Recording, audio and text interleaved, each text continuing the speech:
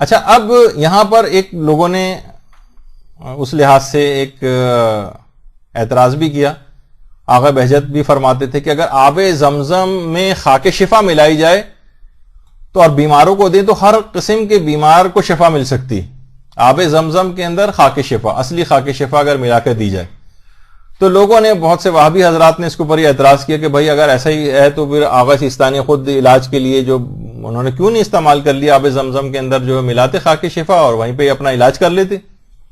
اور کیوں آیت اللہ حافظ بشیر نجفی جو ہے وہ گئے اور علاج کے لیے کیوں نہیں زمزم اور خاک شفا کو استعمال کیا؟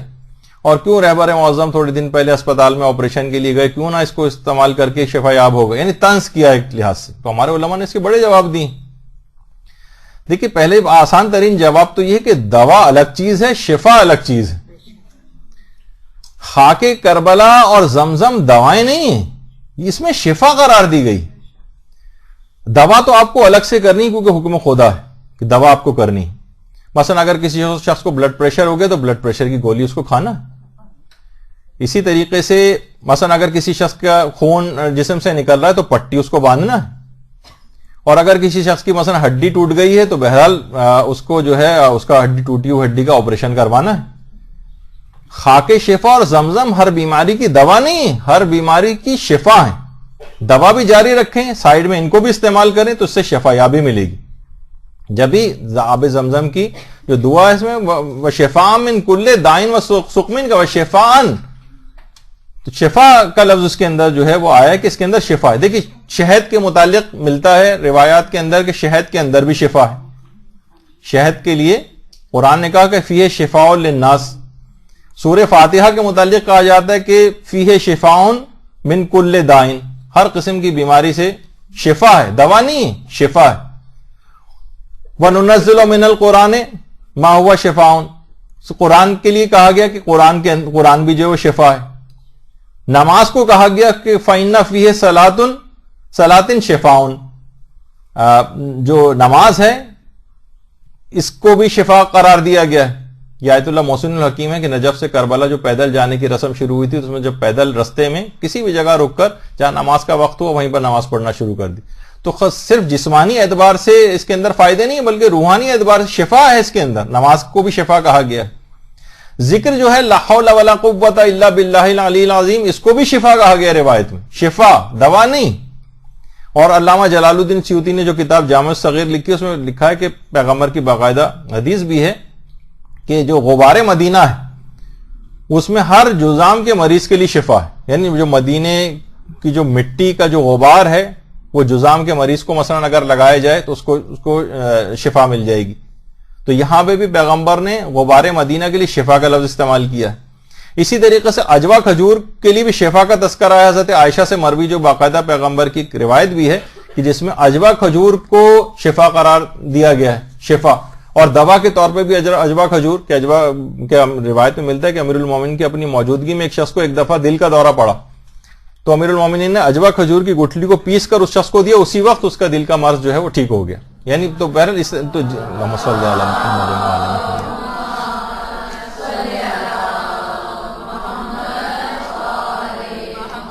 اچھا، اجوا کھجور کی بھی کتنی الگ الگ کوالٹیز کی جو اجوا کھجور آتی ہے اور الگ الگ ورائٹیز ہیں اس کی.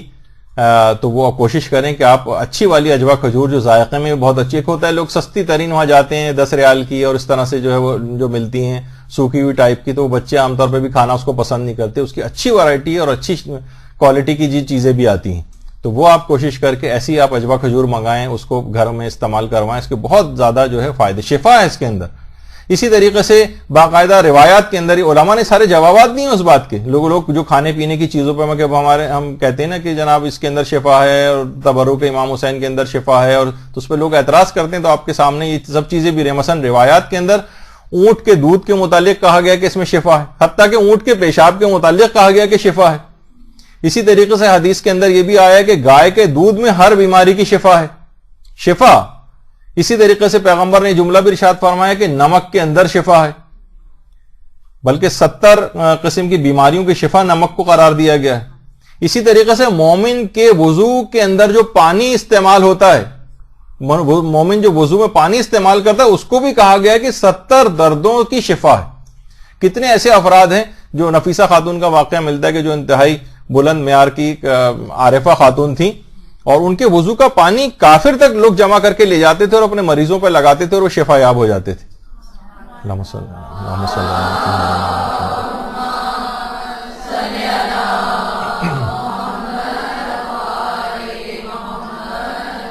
تو علماء اس طرح کی کتنی مثالوں کے ذریعے دشمنان اہل بیت کو بھی جواب دیتے ہیں کہ انہوں نے اگر طنز کیا کہ خاک شفا سے علاج کر لیتے اور زمزم پی کے علاج کر لیتے تو وہاں جانے کی کیا ضرورت تھی علاج کے لیے. تو اس میں بھی انہوں نے جواب دیے کہ ان سب چیزوں کے اندر شفا ہے, یہ دوا نہیں کہا گیا. دوا تو اپنے جو ہے وہ اسلامی حکم ہے, اس کو کرنا. ابن کثیر دمشقی نے باقاعدہ ابن تیمیہ جو کہ وہابی فرقے کا باقاعدہ سرخیل ہے اور اسی کے ذریعے ان کے سارے عقائد جو بنے ہیں, باقاعدہ البدایہ والنہایہ جو ابن کثیر دمشقی کی کتاب ہے اس کے اندر بھی اس کا تذکرہ ہے کہ ابن تیمیہ جو تھا, جو وہابی فرقے کی جس نے بنیاد رکھی ہے, خود اس کی جو قبر ہے دمشق میں, سیریا میں, شام میں, دمشق میں. تو لوگ اس کے مرنے کے بعد اس کے غسل میت کا جو پانی تھا اس کو لے گئے تھے اس کے ماننے والے, اور بے انتہا رو رہے تھے اور گریا کر رہے تھے اور کہہ رہے تھے کہ اس کو ہم پیئیں گے, اس سے ہمیں شفا ملے گی. یعنی ابن تیمیہ کے غسل کا جو نجس پانی تھا اس کو پینے میں شفا سمجھ رہے تھے وہ. سبحان اللہ. یعنی ابن تیمیہ کے غسل کا جو نجس پانی ہے اس میں تو شفا ہو اور تربت امام مظلوم میں شفا نہ ہو. اچھا, اسی طریقے سے ابن ناصر الدین دمشقی نے باقاعدہ لکھا ہے کہ خاک قبر ابن تیمیہ جو ہے اس کو بھی لوگ شفا کے لیے لے جاتے تھے, اس کی قبر کی مٹی کو, اور اس کے معتقدین اپنی آنکھوں میں سرمے کے طور پر لگایا کرتے تھے. تو افسوس ہے کہ ایسے افراد آج قبر جو امام حسین کی جو خاک ہے اس کے شفا یاب ہونے کے لحاظ سے اس کے انکاری ہیں, اور ان لوگوں کے ان تمام نجس پانی اور اس طرح کی ان کی قبروں کی مٹی کو جو شفا سمجھتے رہیں. اور علامہ ذہبی نے تو باقاعدہ لکھا ہے کہ لوگ امام بخاری کی جو قبر ہے, امام بخاری کی قبر جو ازبکستان ہے وہاں پر سمرقند میں, وہاں پر ان کی قبر کی مٹی کو شفا کے لیے جو ہے اٹھا کر لے جایا کرتے تھے. تو اگر کوئی ہم پر یہ اعتراض کرتا ہے تو یہ اعتراض اس کے اوپر بھی پلٹتا ہے کہ آپ بھی تو علاج کرواتے ہیں. جب خاک مدینہ سے علاج ہو سکتا ہے اور ابن تیمیہ کی قبر کی مٹی سے اور اس کے غسل کے پانی سے ہو سکتا ہے اور اونٹ کے پیشاب سے بھی علاج ممکن ہے, تو پھر آپ یہ جو ہے الگ سے دوائیں کیوں کرتے ہیں اور علاج کیوں کرواتے ہیں جا کر؟ تو جو ہم پر اعتراض ہوگا وہ اعتراض پلٹ کے ان کے اوپر بھی جائے گا, لیکن آپ کو اس کا جواب پتا ہونا چاہیے. تو دوا کے ساتھ شفا کی چیزوں کا بھی اہتمام کریں تو یہ تمام چیزیں کھانے پینے کی میں بھی اس انداز سے شفا ہوتی. تو اسی طریقے سے کھانے پینے کی جو چیزیں, جیسے کہا جاتا ہے کہ امام حسین علیہ السلام کی مجلس اعضا کا جو تبرک ہے,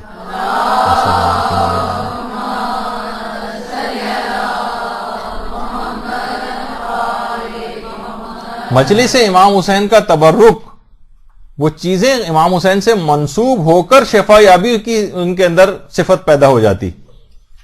یہ اب افسوس کی بات ہے کہ مجلس حسین کو بجائے امام حسین سے منسلک کرنے کے تبرک کی ان چیزوں سے منسلک کر دیا جاتا ہے. کون سی مجلس ہے؟ حلیم کی مجلس ہے, شیرمال کی مجلس ہے, اور بریانی کی مجلس ہے, اور دال چاول کی مجلس ہے, اور پیزا کی مجلس ہے.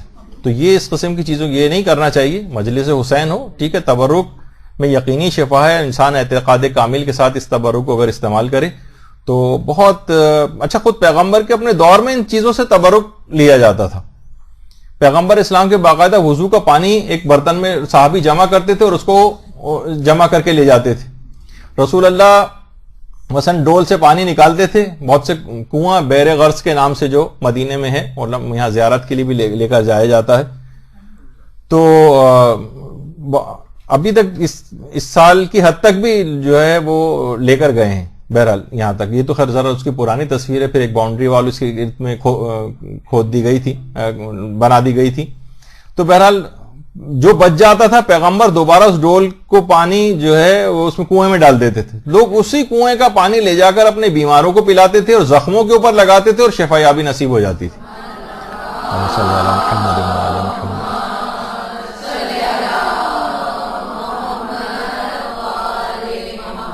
اور اسی کنویں کے پانی سے ایک روایت کے مطابق پیغمبر کو غسل بھی دیا گیا. اور باقاعدہ جو کتاب طبقات الکبریٰ ہے, اور اس میں خود ابن تیمیہ کا قول اس میں بھی ہے, اور کتاب جو وفاء الوفا ہے اس کے اندر بھی یہ قول ہے. ابن تیمیہ کا جو وہابی فرقے کا جو بانی ہے، جو اس بات کا اعتقاد بھی نہیں رکھتے لیکن خدا ان سے وہ چیزیں لکھوا دیتا ہے کہ لوگ ممبر رسول کی عین اسی جگہ کے اوپر ہاتھ لگاتے تھے جہاں پیغمبر اسلام نے اپنے ہاتھ کو لگایا ہوتا تھا. اور آج بھی علماء بیان فرماتے ہیں کہ جو ممبر رسول ہے، حالانکہ یہ منسوب ہے، یہ اصل ممبر نہیں ہے، لیکن پیغمبر اسلام کا جو اصل ممبر تھا اسی جگہ پہ رکھا ہوا تھا، وہاں ایک دوسرا ممبر رکھا ہوا ہے. تو اس کی جو سیڑھیاں ہیں اس کے اوپر غالباً تیسری یا چوتھی سیڑھی جو ہے اس پہ اگر کوئی شخص اپنی آنکھوں کو ملے تو اس کی بینائی بہت قوی ہو جاتی. باقاعدہ اس کے اندر ابھی تک یہ، حالانکہ اس پر آج کل جو خود وہاں کا جو بھی خطبہ دینے والا ہے وہ اس کے اوپر بیٹھتا ہے، لیکن یہ جگہ پیغمبر اسلام سے منسوب ہونے کی وجہ سے آج بھی شفا یابی رکھتی. تو یہ سب چیزیں ایسی ہیں. تو اسی طریقے سے دیکھیے اسلام نے کھانے پینے کی جو ریکمینڈڈ چیزیں ہیں اس کے اندر بھی شفا جو ہے وہ قرار دی. برحمتك يا ارحم الراحمين وصلى الله على محمد وآله الطاهرين.